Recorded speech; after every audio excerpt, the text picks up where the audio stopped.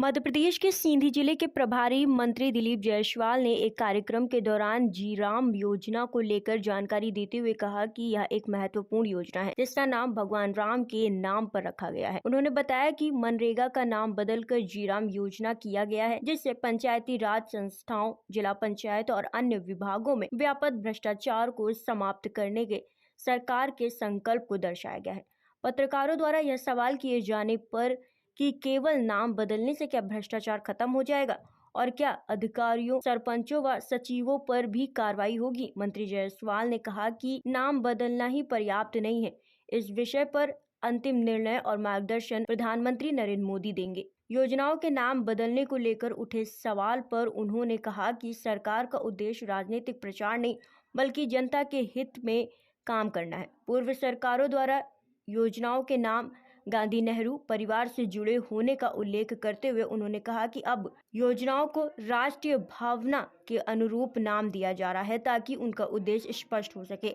IPC की जगह BNS लागू किए जाने के सवाल पर मंत्री ने इसे प्रशासनिक सुधार बताते हुए कहा कि इसका उद्देश्य कानूनी प्रक्रियाओं को सरल बनाना है, जिसका विस्तृत विवरण बाद में आधिकारिक रूप से जारी किया जाएगा। अंत में उन्होंने सभी का आभार जताते हुए कहा कि सरकार आगे भी जनहित में फैसला लेती रहेगी। करती है कि आपने जो योजना बदली, महात्मा गांधी का नाम बदल के और जी राम जी कर दिया, मतलब भगवान के राम पर उसको ले गए। आपकी सरकार जब से आई है तो इस देश में बहुत से नाम बदले गए, मुगलों के रखे गए नाम बदले गए, अन्य शासकों के नाम बदले गए। अब इस योजना में भी आप जो है तो भगवान को लेकर आ रहे हैं। इसको लेकर हमारा सवाल पूरा हो जाए, मंत्री जी हमारा सवाल पूरा हो जाए। तो उसमें कांग्रेस ये आरोप कर रही है कि आप इसको धार्मिकीकरण कर रहे हैं। तो नेहरू और गांधी परिवार के बहुत से नाम है, हटाने चाहिए। सबके नाम, बहुत से हमारे देवी देवता हैं, उनके नाम पे रखना चाहिए। एक बहुत बड़ा सवाल देश की जनता के मन में गूंज रहा है कि देश की जो करेंसी है, नोट है, उस पे भी गांधी जी की फोटो है, क्या आप उसका भी नाम बदलेंगे? शंकर जी, कृष्ण भगवान या अन्य किसी देवी देवता का उसमें चित्र लगाएंगे?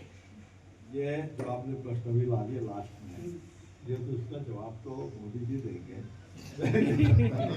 इसमें आपने जो बात कही, कांग्रेस आरोप लगा रही है कि हर गांव में राम।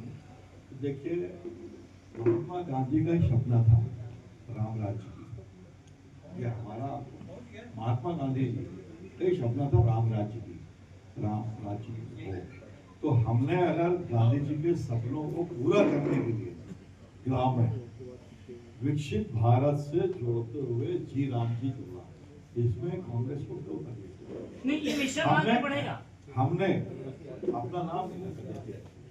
हमने अगर सड़कें अच्छी बनाई तो प्रधानमंत्री सड़क नाम, आवास बनाया गरीबों के लिए तो प्रधानमंत्री आवास नाम दिया, हमने उज्ज्वला योजना दिया, हमने कोई राजीव के नाम पे, नेहरू के नाम पे, इस प्रकार से हमने परिवार, ऐसे पूरा ये देश एक परिवार की प्रॉपर्टी हो, ये हमने नहीं किया।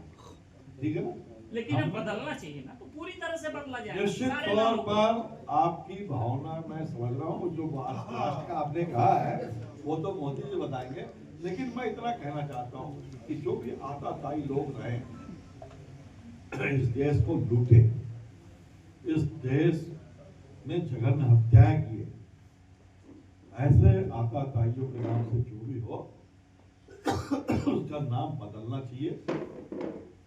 इससे मैं भी सहमत हूँ और सरकार धीरे धीरे बदल रही है और बदलेगी। संवेदनशील मंत्री जी, मनरेगा में जो है, एक सेकंड मंत्री जी, जो मनरेगा में प्रावधान था, सेंटर से पैसे आते थे, अब राज्य और सेंटर दोनों की डिसाइडेशन है कि वहां से भी आएगा, इनकी भी भागीदारी रहेगी।